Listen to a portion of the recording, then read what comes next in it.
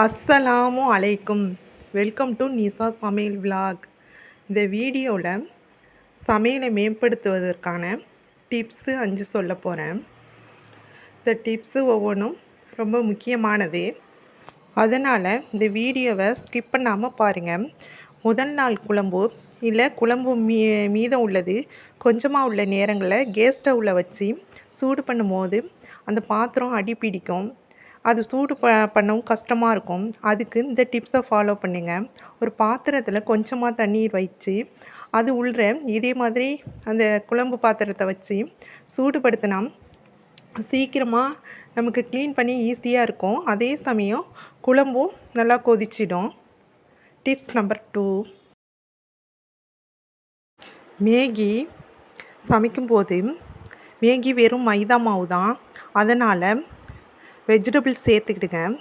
வெஜிடபிள்ஸில் vitamins அதிகம் இருக்குது. அதனால் நமக்கு ஹெல்த்தியும் கூட. இது ஒரு நல்ல ஹெல்த்தி டிப்ஸும் கூட. அதுவும் இல்லாமல் மேகி கம்மியாக உள்ள நேரங்களில் நமக்கு 2 பேர் சாப்பிட்ற இடத்துல அதே சமயம் 3 பேர் சாப்பிட்ற மாதிரி நமக்கு அதிகமாக கிடைக்கும். அதோட ஹெல்த்தும் கிடைக்கிது.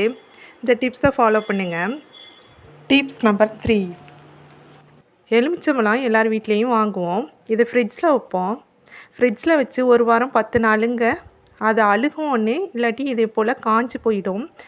இது இப்படி இல்லாமல் நம்ம மரத்துலேருந்து பறித்த மாதிரியே ஃப்ரெஷ்ஷாக வேணும்னா நான் சொல்கிற டிப்ஸை ஃபாலோ பண்ணிக்கிடுங்க. இந்த எலுமிச்சம்பழத்தை ஒரு நியூஸ் பேப்பர் ஏதோ இதே மாதிரி ஒரு பேப்பரை எடுத்துக்கிடுங்க. அதை கட் பண்ணி அது உள்ள ஒவ்வொரு லெமனையும் வைக்க போகிறோம். ஒவ்வொரு லெமனையும் வச்சு இது போல் நான் மடிக்கிற மாதிரி இதே மாதிரி நல்லா ஹோல்ட் பண்ணிடணும். ஹோல்ட் பண்ணி ஒரு பாக்ஸ்க்குள்ளே இதை அப்படியே வைக்க போகிறோம். இதை வச்சு அதை ஃப்ரீசரில் இதை நல்லா க்ளோஸ் பண்ணி இதை வச்சா இது 1 மாதம் இல்லை கெடாமல் லெமன் ஃப்ரெஷ்ஷாக அப்படியே மரத்துலேருந்து பறித்த மாதிரியே நல்லா ஃப்ரெஷ்ஷாக இருக்கும். நமக்கும் அப்போ யூஸ் பண்ணின திருப்தி கிடைக்கும். இந்த டிப்ஸை ஃபாலோ பண்ணி பார்த்துட்டு உங்களுக்கு பிடிச்சிருந்துச்சுன்னா என்னென்னு கமெண்டில் சொல்லுங்கள். என்னோடய டிப்ஸு பிடிச்சிருந்தா சப்ஸ்கிரைப் பண்ணுங்கள், லைக் பண்ணுங்கள், கமெண்ட் பண்ணுங்கள். டிப்ஸ் நம்பர் 4, வாழைப்பூ சமைக்கும்போது சில வாழைப்பூ ரொம்ப கசப்பு தன்மையாக இருக்கும். இது பாகற்காயை விட ரொம்ப கசப்பாக இருக்கும். இது குழந்தைகள் சாப்பிட மாட்டாங்க.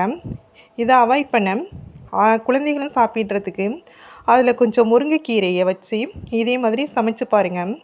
இந்த முருங்கைக்கீரையில் இயற்கையாகவே ஒரு இனிப்பு தன்மை இருக்குது. அதனால் அது வாழைப்பூவில் உள்ள கசப்பு தன்மையை பேலன்ஸ் பண்ணி கொடுக்கும். இதே மாதிரி பொரியல் பண்ணி சாப்பிட்டா குழந்தைகளும் விரும்பி சாப்பிடுவாங்க. இது வாழைப்பூ ரொம்ப ஹெல்த்துக்கு நல்லது. டிப்ஸ் நம்பர் 5, சாதம் வடித்த தண்ணீர் எடுத்து வச்சுருக்கேன்.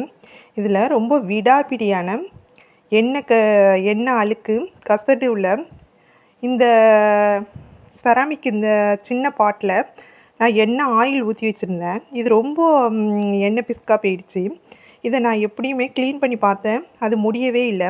ஆனால் இந்த டிப்ஸை ஃபாலோ பண்ணி பாருங்கள். எப்படியாப்பட்ட எண்ணெய் கரையாக இருந்தாலும் இந்த டிப்ஸை ஃபாலோ பண்ணுன்னா சீக்கிரமாக அது ஈஸியாக ரிமூவ் பண்ணலாம். நமக்கும் அதை க்ளீன் பண்ணுறது ஈஸியாக இருக்கும். இதே போல் ரைஸ் வடித்த தண்ணியில் 1 மணி நேரத்துக்கு முன்னாடியே ஊற வச்சுடுங்க. ரொம்ப அழுக்காக இருந்துச்சுன்னா 2 மணி நேரம் கூட எடுத்துக்கிடுங்க. ஊற வச்சுட்டு அதில் போட்டு க்ளீன் பண்ணுங்கள். எப்போதும் க்ளீன் பண்ணுற டிஷ்வாஷ் பவுடர் இல்லை எது உங்களுக்கு லிக்யூட் எது யூஸ் பண்ணுவீங்களோ அதை வச்சு க்ளீன் பண்ணுங்கள். அது சீக்கிரமே அந்த எண்ணெய் பிசுடு சீக்கிரமே ரிமூவ் ஆகிடும். இதே போல் பளிச்சுண்டு இருக்கும். இந்த டிப்ஸ் பிடிச்சிருந்தா எனக்கு கமெண்டில் சொல்லுங்கள். இது கண்டிப்பாக இந்த சொன்ன நான் 5 டிப்ஸும் உங்களுக்கு பிடிச்சிருக்குன்னு நினைக்கிறேன். அதனால் எனக்கு சப்ஸ்கிரைப் பண்ணுங்கள், பெல்லுங்கிற ஐக்கானையும் டச் பண்ணுங்கள். தேங்க்ஸ் ஃபார் வாட்சிங்.